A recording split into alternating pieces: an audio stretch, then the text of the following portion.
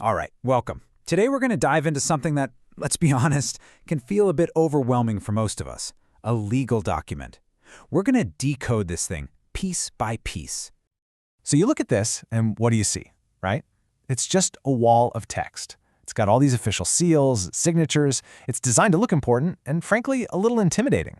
It's the kind of thing you might just be tempted to sign without reading a single word.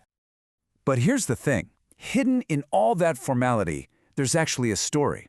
It's a story about a promise, about an exchange, about a really important moment. In our job today, we're going to pull that story right out from behind all the jargon. So, our mission is simple. We're going to break this down and turn it from a complicated piece of paper into a story anyone can follow. You ready?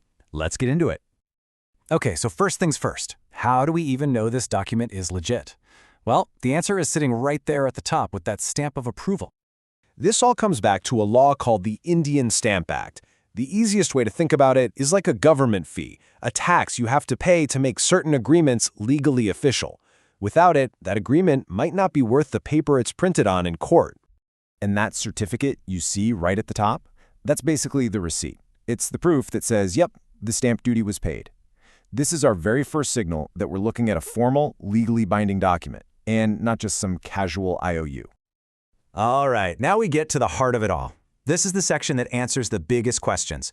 Who's involved, what's being exchanged, and of course, how much money are we talking about? So, the big number at the center of this whole thing is 7,000 rupees. That's the total price tag for this property, the financial core that the entire agreement is built around. But it's not being paid all at once. The agreement spells it out very clearly. Half of it, 3,500 rupees, has already been paid as an advance. The other half is due later. Nice and simple.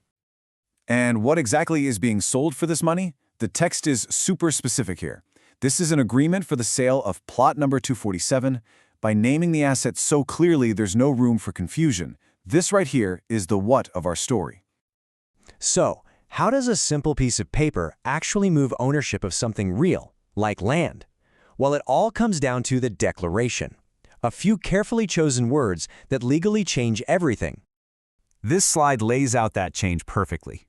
Before this document, the seller had full rights to plot 247. It was theirs, period. But after signing, the text declares they have no further rights, interest, or claim. It's a complete transfer. It legally erases the seller's connection to that property. You see, this section is way more than just words. It's the legal backbone of the whole transaction.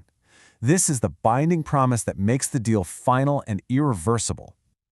Okay, so we've got the official stamp, we have the terms, and we have the legal promise. What's the final act that makes it all real?